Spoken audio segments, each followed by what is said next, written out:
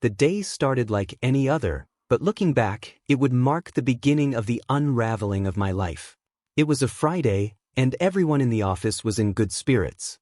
The air was filled with chatter as we wrapped up the week. I was heading toward the break room, thinking about the weekend plans with Sarah, my wife of a year. We'd been married for only 12 months, but it felt like I had known her forever. She was everything I ever wanted: funny, intelligent, beautiful. At least, that's what I believed until I overheard that conversation. It was one of those moments where you wish you'd kept walking. But curiosity stopped me in my tracks. I froze outside the break room, hidden behind the corner. Inside, a couple of my coworkers were talking, Paul and Rick, the guys from accounting. They didn't notice me as I leaned in closer. "Yeah, man, did you hear about Dan's wife?" Paul said, his voice low but clear. I could feel my heart pound faster. "My name is Dan." "Nah, what happened?" Rick replied, sounding a little too interested. "Well, apparently she's been screwing his boss for months now." "Can you believe that?" I blinked, certain that I had misheard. There was no way they were talking about my Sarah. I kept listening, my breath catching in my throat. "Wait, you're telling me that Sarah, his wife, has been cheating with his boss?" Rick sounded shocked, but also fascinated. His words sliced through me like a knife. Paul let out a low whistle. "Yeah, man. And it's not just any affair. She's been plotting the whole thing. Word is she's trying to take everything. His house, his money, his car. Hell, even his dog if she could." I felt my body go cold as the walls around me seemed to close in. My boss, Marcus, a tall, confident guy, had always seemed a little too friendly with Sarah at office parties, but I had brushed it off. After all, Marcus was just being nice, right? He was always better looking, more successful, and more charming than I could ever be, but I never let myself think too much of it. "Yeah, she's been dating him for months. Heard she even laughed about how easy it was to fool Dan. Poor guy has no idea." Paul's voice faded as if I were sinking underwater. My mind raced. Could this really be happening? Could Sarah, the woman I had trusted with my heart, my life, be betraying me like this? Worse still, had this entire past year of marriage just been a charade? Suddenly I felt nauseous. Before I could gather myself, Rick spoke again. "How did you find out?" "Well," Paul said, lowering his voice even more, "I overheard Sarah talking to one of her friends on the phone when I was at Marcus' place. She's planning to divorce Dan soon, take everything and move in with Marcus. Said the whole marriage was just a setup. Can you imagine that? Marrying someone just to take them for everything they have." My vision blurred and my hands shook. This couldn't be real. Sarah loved me, or so I thought. But the puzzle pieces were beginning to fit. The late-night work meetings, the sudden distance between us, the way she seemed to avoid conversations about the future lately. It all started to make sense. I leaned against the wall, unable to move or breathe. How long had this been going on? How could I have been so blind? I needed proof. I needed something to confirm if this nightmare was true before confronting Sarah. I thought of all the times she was on her phone lately, laughing or texting late into the night. Was she planning all this, laughing at me while I thought we were building a life together? There was no way I could confront her without more information. I had to be sure. I wasn't going to lose everything without a fight, not without knowing for sure what kind of person she really was. But if what they said was true, that Sarah was seeing Marcus, my boss, then I wasn't just dealing with infidelity. I was dealing with a calculated plan to destroy me and take everything I had worked for. As I left the break room area, I tried to act natural, nodding to a few coworkers as I walked back to my desk. My mind raced with conflicting emotions, anger, disbelief, fear. But one thing was clear. I couldn't go home to Sarah tonight and pretend nothing was wrong. I had to know the truth.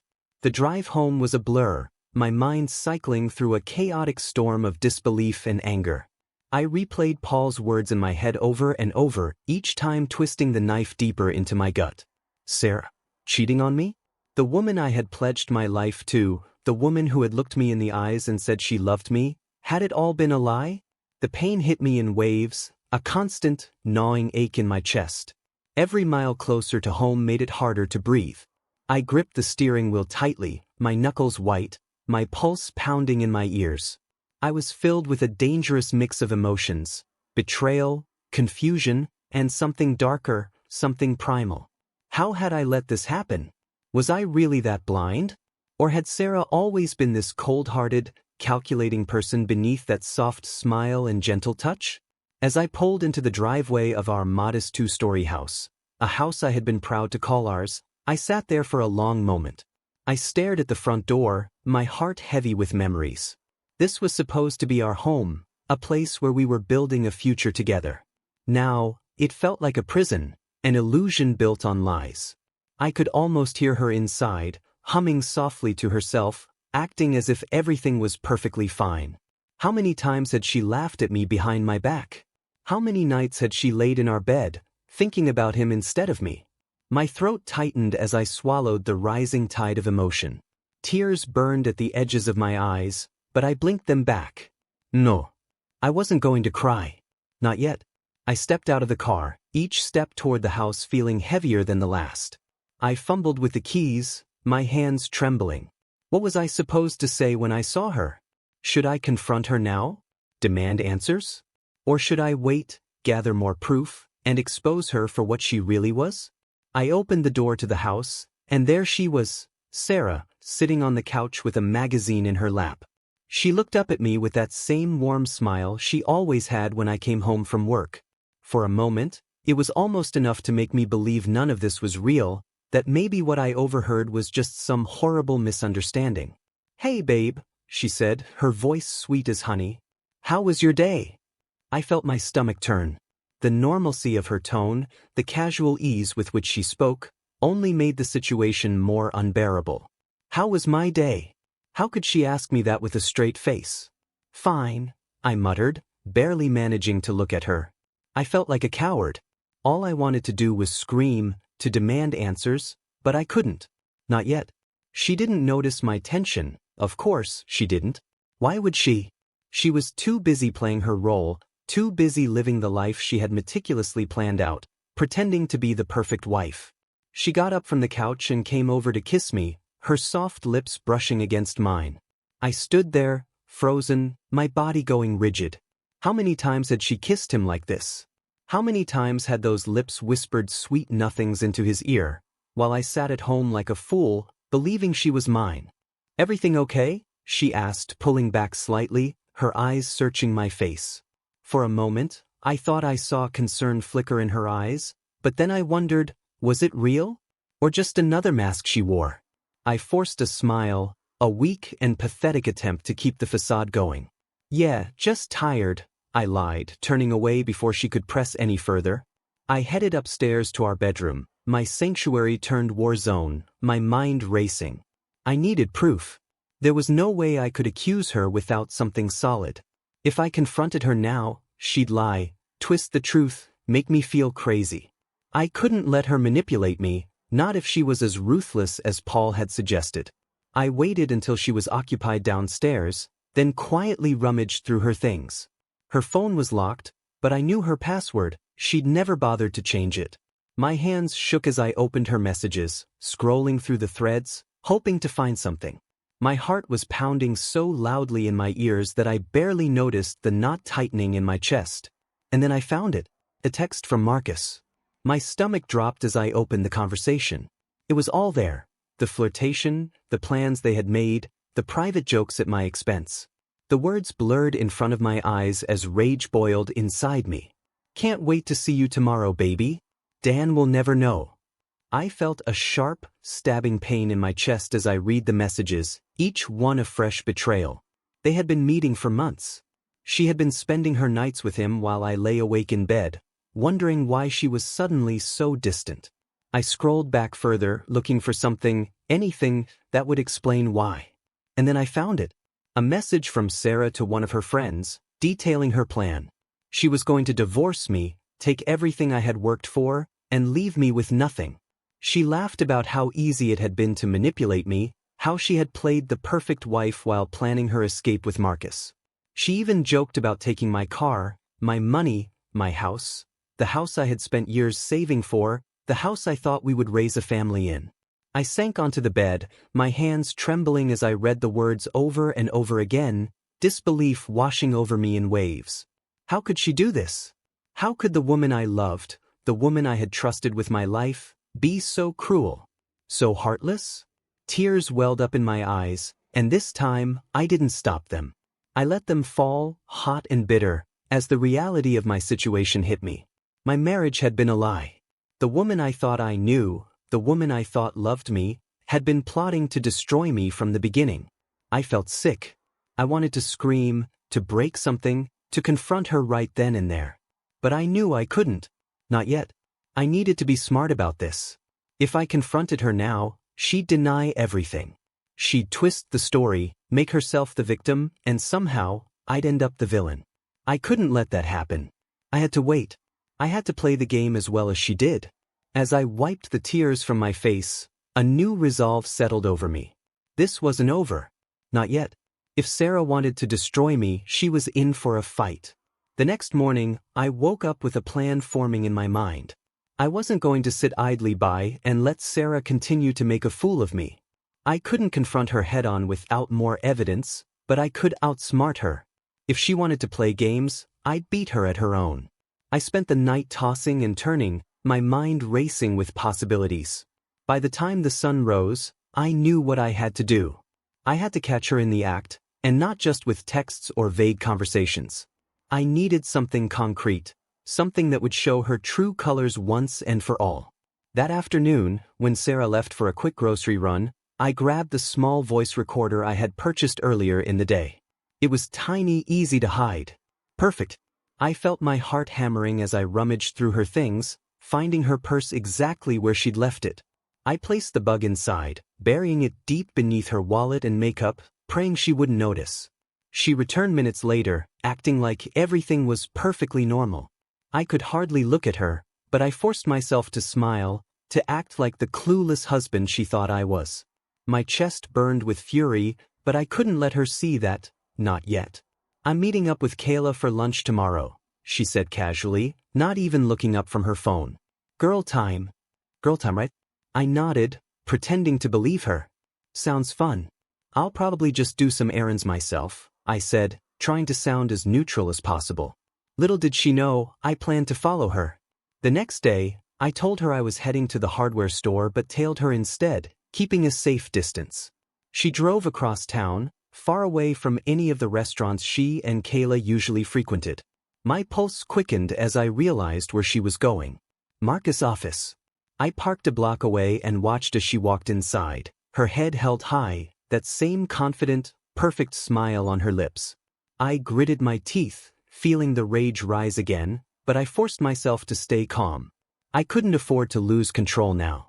I had to wait. 20 minutes passed. Then 30. I pulled out my phone and, using the app connected to the recorder I'd planted in her purse, I activated the audio feed.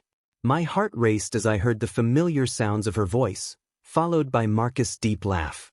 The conversation started casually at first. They talked about work, some upcoming event. But then Sarah's voice shifted, taking on a more playful, mocking tone. "So, Marcus," she giggled, "I'm almost ready. I'll be filing for divorce soon. Dan won't know what hit him." The sound of her laughing sent a wave of nausea through me. My grip tightened on the phone as I listened, every word twisting the knife deeper. Marcus chuckled, his voice smooth and oozing with arrogance. "Good. The sooner you're done with that idiot, the better," he said, his words dripping with contempt. "I still don't understand how you lasted a whole year with that loser." Sarah laughed again, this time louder. "Oh, it's been a challenge. Trust me. He's so clueless, it's almost sad. He thinks I actually love him. Can you believe that?" Her laughter echoed through the car speakers, each sound more painful than the last. Marcus snorted. "Yeah, well, guys like him are easy. Give them a few sweet words and they'll believe anything. You've got him wrapped around your finger." I felt my blood boiling, my heart pounding in my chest like a drum. How could she say these things? How could she be so cold, so calculated? The woman I thought I knew was gone, replaced by someone I didn't recognize. And then Marcus said something that made my heart stop. "So, when are you going to tell him about the baby?" There was a moment of stunned silence. Even Sarah didn't seem to know how to respond. I sat there, frozen, my mind spinning. "The baby?" she stammered, her voice suddenly small and unsure. Marcus laughed again, though this time it was more strained. "You think I don't know? Come on, Sarah. I'm not an idiot. You've been getting sick in the mornings, you're avoiding alcohol, and you're glowing like crazy. It's not hard to figure out." I stared at the phone, my mind reeling. Sarah's pregnant? The room on the other end of the recording was silent for a few beats. Finally, Sarah spoke, her voice shaky. I wasn't sure. I mean, I haven't confirmed it yet, but yeah, I think I am." Marcus' tone shifted, turning icy. "And whose is it, Sarah?" My heart skipped a beat. I hadn't expected him to ask that, and clearly, neither had she. There was a long pause, and I could practically hear the tension building between them. "Well, it's yours, of course," she said, though her voice wavered as if she wasn't even sure herself.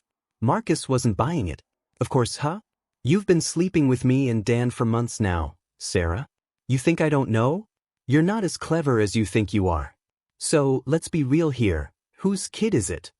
I held my breath, waiting for her answer, but Sarah stayed silent. The tension in the room was palpable, and my mind raced with possibilities. If she was pregnant, there was a chance it wasn't Marcus at all. But that meant, the thought of her carrying Marcus' child was like a punch to the gut. I couldn't breathe, couldn't think. My vision blurred as the reality of the situation hit me full force. She had not only betrayed me, but now she might be carrying his child. A child she had planned to pass off as mine? "I don't know," Sarah finally whispered, her voice barely audible.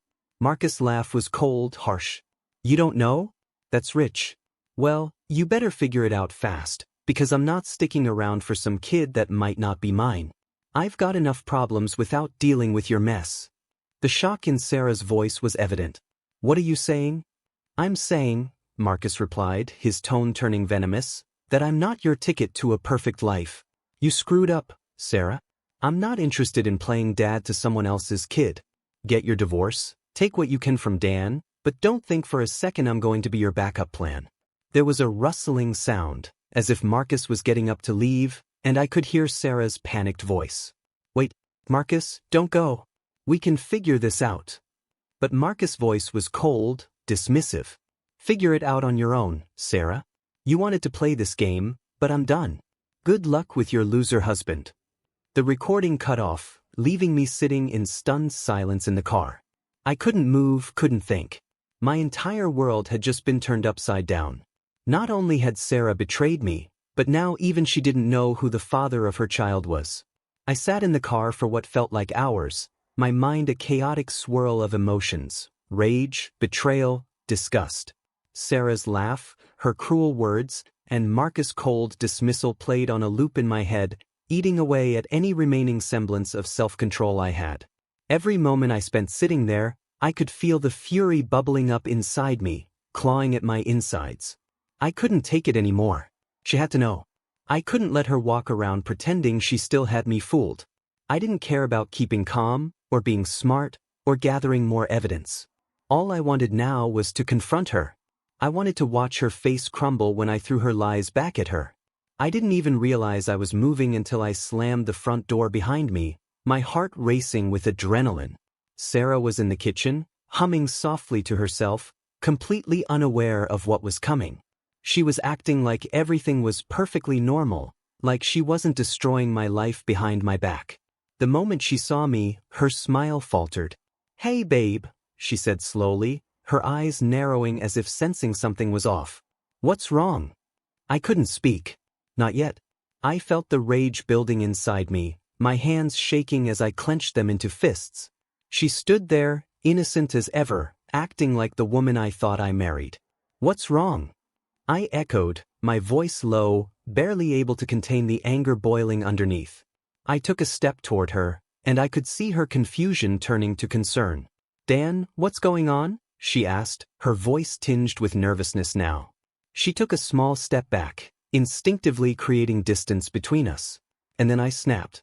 "You're a liar, Sarah," I yelled, my voice echoing through the house. I saw her flinch, but I didn't care.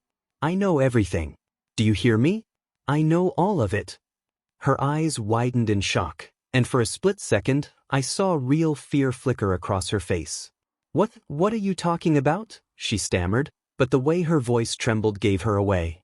She knew exactly what I was talking about. "I know about you and Marcus," I shouted, stepping closer, my heart pounding in my chest. I felt my whole body vibrating with rage, my breath coming in ragged gasps. "I know about your disgusting little affair, I know about your plan to take everything from me, and I know about the baby." Her face drained of color, and she opened her mouth to speak, but no words came out. She looked like a deer caught in headlights, completely unprepared for this confrontation. "Did you think you could get away with it?" I spat, my voice trembling with fury. "Did you really think I was that stupid, Sarah? That I wouldn't find out you've been screwing my boss and laughing at me behind my back? That you could just take my house, my money, and walk away without me knowing?" She blinked, her mouth opening and closing as if searching for something, anything, to say. "Damn it, I don't know what you're talking about," she finally managed, her voice weak, unconvincing. I laughed, a bitter, hollow sound that echoed through the room. "Don't lie to me," I screamed. "I heard you, Sarah. I followed you to Marcus' office. I heard you both laughing at me, calling me a loser. And the baby? Whose is it, huh? Mine. You don't even know, do you?" Tears filled her eyes now, and I could see the panic setting in. Her lips trembled as she tried to form words, but the only sound that escaped was a soft, desperate plea. "Dan, please, just let me explain." "Explain?" I cut her off, my voice laced with venom. "There's nothing left to explain, Sarah. You've already done enough. You've humiliated me, betrayed me, and for what? So you could run off with Marcus and pretend like this year meant nothing? Like I meant nothing?" She reached for me, her eyes wide and pleading, but I swatted her hand away. The touch of her skin against mine made my blood boil. How could she even try to touch me after everything she'd done? "Dan, I'm so sorry. I didn't mean for it to go this far." "I didn't," she choked, the tears now spilling down her cheeks. "You didn't mean for it to go this far?" I repeated, my voice low and dangerous. I leaned in, my face inches from hers, forcing her to meet my eyes. "You've been planning this from the beginning, Sarah. You were never in this marriage for me. You were in it for you. To take what I have and leave me with nothing." Her breath hitched, and for a moment, I saw real fear in her eyes. But that fear didn't move me. It only fueled the anger that was raging inside me. "You were going to take everything, weren't you?" I whispered, my voice trembling with fury. "My house, my money, my life. You were going to walk away, and I was supposed to just stand there, completely oblivious. Well, guess what, Sarah? I'm not oblivious anymore." She shook her head, her voice barely a whisper now. "Dan, please just let me." "No!" I shouted, slamming my fist on the table, causing her to flinch violently. "I'm done. I don't care about the baby, Sarah. I don't care if it's mine, Marcus, or whoever the hell else you've been screwing behind my back. I don't care anymore." She sobbed, her body trembling as she tried to speak through the tears. "Please, Dan, don't do this. I love you. I made a mistake, but I love you. Please, we can fix this." I stared at her, the woman I had once loved more than anything, and felt nothing but disgust. How could she even use that word, love, after everything? Was she really that delusional, or was this just another part of her act? Love. I spat the word like it was poison.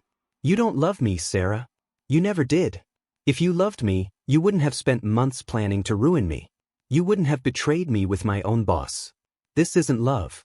It's manipulation. You used me." Her sobs grew louder, but I wasn't moved by them. I was past feeling anything but hatred and anger. "I'm done," I said, my voice cold and final. "I'm filing for divorce. I don't care about the house. I don't care about the money. Take whatever you want. I just want you out of my life." She collapsed onto the floor, her hands covering her face as she cried, her entire body shaking. But I didn't care. Not anymore. She had made her choice, and now she had to live with it. Without another word, I turned and walked out of the house, the weight of my decision lifting slightly off my shoulders. But even as I left, I knew that the damage she had done would never fully heal. As I stormed toward the front door, Sarah's sobs echoed through the house, her cries filled with desperation. For a fleeting moment, I thought she might finally understand the gravity of what she had done. I thought maybe this would be the end of it, that she would let me go, broken but free. But as soon as I mentioned the word divorce, her sobs stopped abruptly, like someone had flipped a switch. The sudden silence was deafening, and I could feel the air in the room change. I froze, my hand on the doorknob, sensing something was about to happen. Before I could process what was going on, I heard the sound of quick footsteps behind me. I barely had time to turn when Sarah slammed into me with all her strength, knocking me against the door. Her hands clawed at my shoulders, her nails digging into my skin as she screamed. "No. You are not leaving me," she shrieked, her voice wild, almost unrecognizable. "You think you can just walk away and leave me with nothing?" I staggered, trying to push her off me, but she was relentless. Her eyes were wide, crazed, her face twisted in rage. The tears from earlier were gone, replaced with something much darker. Her hands flew at me, scratching, hitting, grabbing anything she could reach. "You're not divorcing me," she screamed again, her voice breaking. "You're not walking out of here like this." I tried to get her off me, but she was like a wild animal, her nails raking across my arms, her fists pounding against my chest. I stumbled backward, stunned by the sheer intensity of her attack. This wasn't the Sarah I had known. This was someone else entirely. Someone dangerous. "Sarah, stop," I shouted, grabbing her wrist to hold her back, but she twisted out of my grip, her face contorted with fury. "Stop," she spat, her voice shaking with rage. "You think you can stop this? You think you can just say, divorce, and it's over? You're not leaving me, Dan. I won't let you. You're mine. Everything you have is mine." I could feel the sharp sting of her nails as she slapped me across the face, the impact sending a jolt of pain through my skull. My vision blurred for a moment, but I didn't retaliate. I couldn't bring myself to hit her back, no matter how angry or hurt I was. But she didn't stop. She shoved me again, harder this time, slamming me back against the wall. "You think I care about the baby? You think Marcus cares? You're a fool. A stupid, pathetic fool," she screamed, her voice raw, her breath coming in short, ragged bursts. Her words cut through me like a knife, but I held my ground. "I'm not staying, Sarah," I said firmly, wiping the blood from the corner of my mouth where she had hit me. "I'm done. This is over." Her eyes narrowed, her expression twisting into something vile.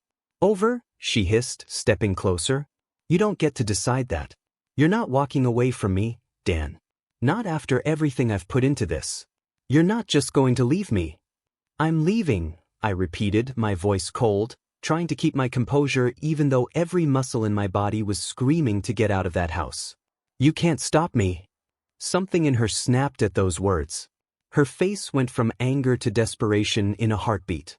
She lunged at me again, this time grabbing me by the shirt, pulling me close, her nails digging into my chest. "You think you can just walk out and leave me with nothing?" she shouted, her voice trembling with both rage and fear. "You think you can take your money, your house, your life, and leave me out in the cold?" I pushed her away, hard enough to give myself some space, but not hard enough to hurt her. "You were planning to do the same to me, Sarah," I yelled, my patience wearing thin. "You were going to leave me with nothing, remember? You and Marcus had this all figured out, didn't you? Take my house, my car, my life. How does it feel now?" She froze for a moment, staring at me with wide, wild eyes. Her chest heaved with heavy breaths, and for a second, I thought she might stop. I thought she might realize what she'd done and finally let go. But instead, she let out a scream, a high-pitched, furious wail, and threw herself at me again. I barely managed to block her as she swung at me, her fists hitting my arms and shoulders with relentless force. I grabbed her wrists again, holding them tightly, forcing her to stop. "Enough!" I shouted, my voice ringing in my ears. "This is enough, Sarah." But she wasn't listening. She was beyond reason now. "You can't leave me," she screamed again, her voice hoarse from yelling. "You can't do this to me, Dan. You can't." Her words were like a broken record, repeating over and over again, each one laced with fury and desperation. It was as if she couldn't accept what was happening, as if the reality of the situation was too much for her to handle. She thrashed against my grip, trying to break free, but I held her tightly, my hands trembling with the effort of keeping her at bay. "Sarah, stop," I yelled, shaking her by the wrists. "You're not thinking clearly. This is over. You can't change that." But her eyes were wild, her mind racing in 1,000 different directions. "No," she screamed again, her voice cracking. "I won't let you leave. You're mine. Everything you have is mine." The venom in her voice was chilling. This wasn't the woman I had loved. This wasn't the woman I had spent years building a life with. This was someone who had been hiding underneath the surface all along, waiting for the right moment to show herself. Suddenly, her body went limp in my hands, her strength drained as if the fight had left her all at once. She sagged against me, her head resting on my chest, her breathing ragged. I thought, for a brief moment, that maybe it was over. But then she whispered, her voice low and venomous. "You think you can walk away from this?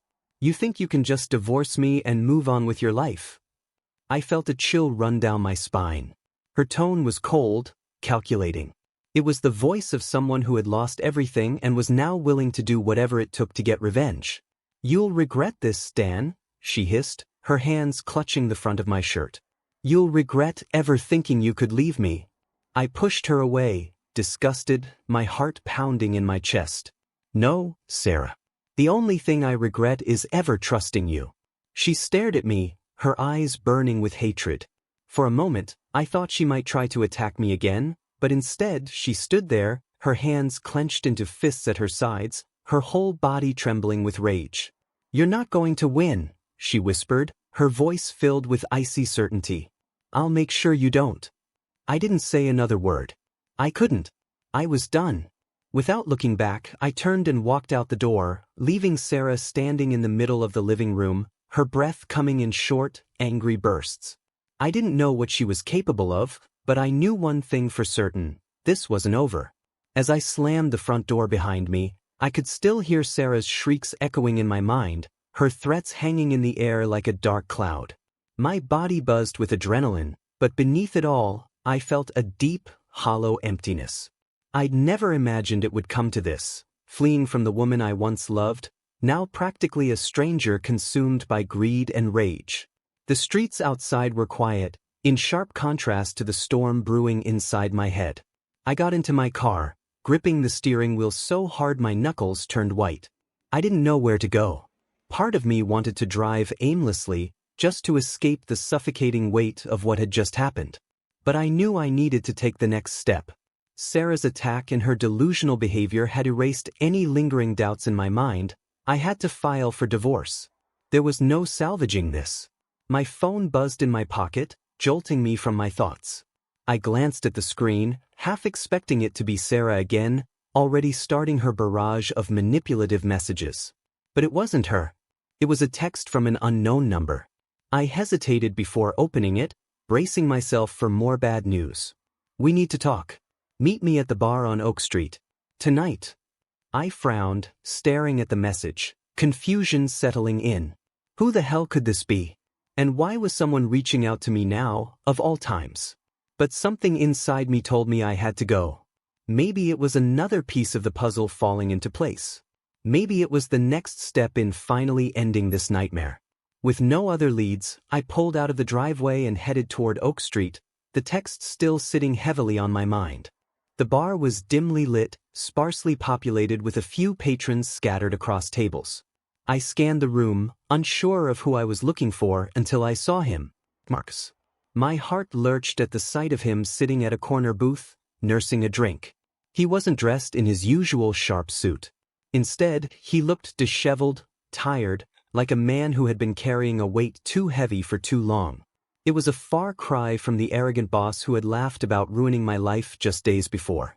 I hesitated at the entrance, my mind racing. What did he want with me? After everything that had happened, after he had been part of Sarah's plan to tear me apart, why would he ask to meet? My instincts screamed to leave, but curiosity and anger, propelled me forward. I approached the table, not bothering to hide the scowl on my face. "What the hell do you want?" I growled, not bothering with pleasantries. Marcus looked up at me, his eyes hollow. He motioned for me to sit, but I stayed standing, waiting for an explanation. "Dan, sit down," he said, his voice surprisingly calm. "We need to talk." I reluctantly slid into the seat across from him, my muscles tense, ready for whatever he had to say. "Talk? You think I want to talk to you after everything you've done? After what you and Sarah have been planning?" He nodded, looking down at his glass, swirling the liquid around before taking a slow sip. "Yeah, I get it. I know you hate me. But you need to hear this." I clenched my fists under the table, every fiber of my being screaming to punch him, but I held back. "You have 2 minutes." Marcus let out a long sigh, leaning back in his chair. "It's over between me and Sarah. I ended it. The baby, everything. I can't be involved anymore." I blinked, trying to process his words. "You ended it? But what's your angle now, Marcus?" He rubbed a hand over his face, looking more defeated than I'd ever seen him. "It's not my kid. I figured that out the moment she started freaking out when I mentioned the baby. She was using me just like she was using you." I scoffed, crossing my arms. "And you expect me to feel sorry for you? You were part of this. You wanted to ruin my life, to take her from me." Marcus shook his head. "I didn't know it was like this, Stan. I didn't know she had been planning this from the start. It wasn't just about me or the affair. She wanted everything from both of us. The house, the money, she thought she could play us both. But when I confronted her about the baby, she lost it. She didn't know whose it was, Dan. Not mine, not yours." My stomach twisted, but I forced myself to stay composed. "And what do you expect me to do with that information?" He leaned forward, his eyes locking onto mine. "I'm trying to tell you that Sarah's dangerous, man. She's not just some cheating wife. She's been planning this for a long time. I didn't realize how deep it went until recently." I sat back, my mind reeling. The pieces were falling into place, but I still wasn't sure I could trust Marcus. He had been part of this mess from the beginning. He had been the one laughing at me, mocking me while sleeping with my wife. "And why should I believe you now?" I asked, my voice cold. Marcus looked away, his jaw clenched. "Because I don't want to go down with her. She's already trying to drag me into her lies. If this gets out, well, you know how it'll look. I'm done with her. You should be too." I stood up, my fists shaking with rage. "I've been done with her. You think I'm just going to let this go? You think I care about what happens to you?" Marcus stood as well, his eyes hard.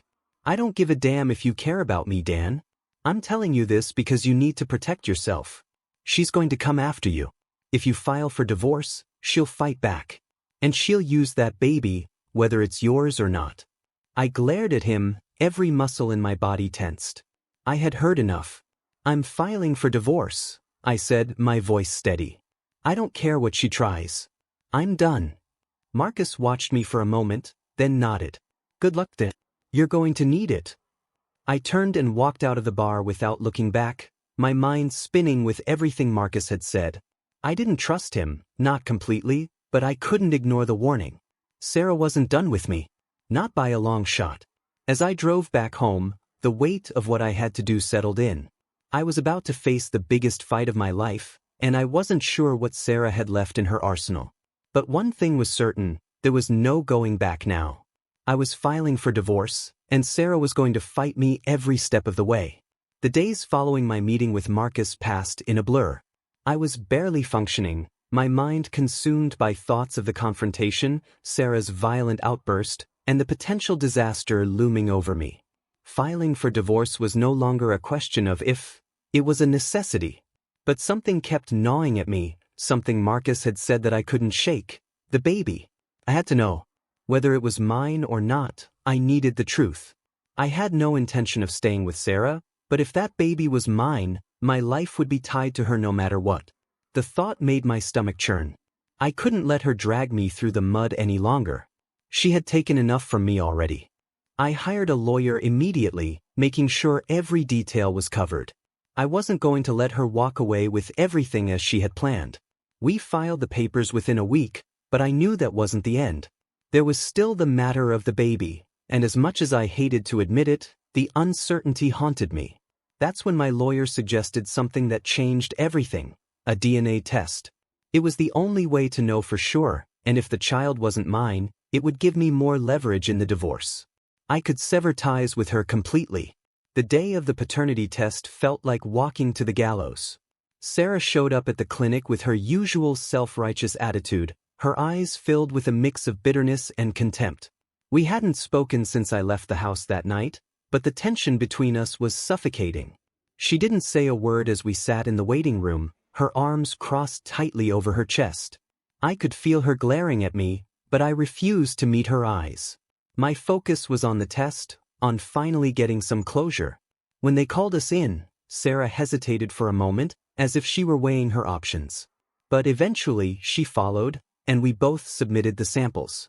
The whole process was quick, clinical, and void of emotion, except for the storm brewing inside both of us. As we left the clinic, Sarah finally broke the silence. "You think this changes anything?" she hissed, her voice low and venomous. "You think this test will fix everything?" I turned to face her, meeting her cold, calculating gaze head-on. "It'll give me the truth, Sarah. Something you've never been capable of." She scoffed, but I could see the cracks in her mask.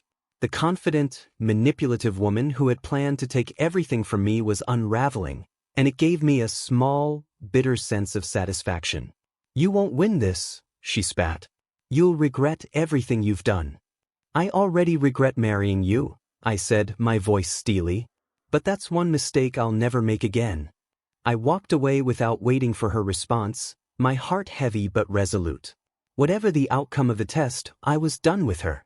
She no longer had control over me. This was the beginning of the end. A week later, the results came in. I sat in my lawyer's office, the sealed envelope lying on the desk between us like a loaded gun. My lawyer gave me a nod, encouraging me to open it. My hands shook slightly as I tore the envelope, revealing the truth inside. I read the results, my eyes scanning the page, my breath catching in my throat. The baby wasn't mine. A wave of relief washed over me, but it was quickly followed by something darker, an intense, cold anger. She had lied about everything. She didn't even know whose child it was, but she had been ready to make me believe it was mine. She was willing to use the baby to manipulate me, to hold me hostage in this nightmare of a marriage. I could barely hear my lawyer's voice as he confirmed what I already knew. "This gives you more leverage," he said. "We can push for a clean break now. No child support, no alimony. She's got nothing left." I nodded, my mind racing. Sarah's entire plan had fallen apart. She had been so sure she could control me, so confident that I would be too weak to fight back. But now, she was the one left with nothing. The day of the divorce hearing arrived, and for the first time in months, I felt a strange sense of peace. I had prepared for this moment, and no matter what happened, I knew I was finally free of her. Sarah showed up in court, looking more disheveled than I had ever seen her. Gone was the poised, confident woman who had played the part of the perfect wife for so long. Now, she was just a bitter, desperate person clinging to the last remnants of a life she had destroyed. The hearing went as expected. My lawyer presented the paternity test results, and Sarah's lawyer barely put up a fight. She had no case, no leverage. The judge ruled in my favor: no child support, no alimony. I would keep the house, the car, everything. The only thing Sarah got was her freedom, and even that seemed like a hollow victory for her. As the judge read the final ruling, I glanced at Sarah. She was staring at the floor, her face pale, her lips pressed into a thin line. For a moment, I almost felt sorry for her. Almost. When the hearing ended, I stood up, feeling lighter than I had in months.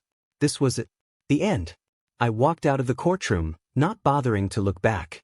But just as I reached the door, I heard Sarah's voice, cold and sharp. "You'll regret this, Dan." I stopped, but I didn't turn around. "No," I said quietly, "the only thing I regret is trusting you in the first place." With that, I walked out of the courthouse, leaving Sarah behind for good. She had tried to take everything from me, but in the end, she was the one left with nothing. For the first time in a long time, I felt like I could finally breathe.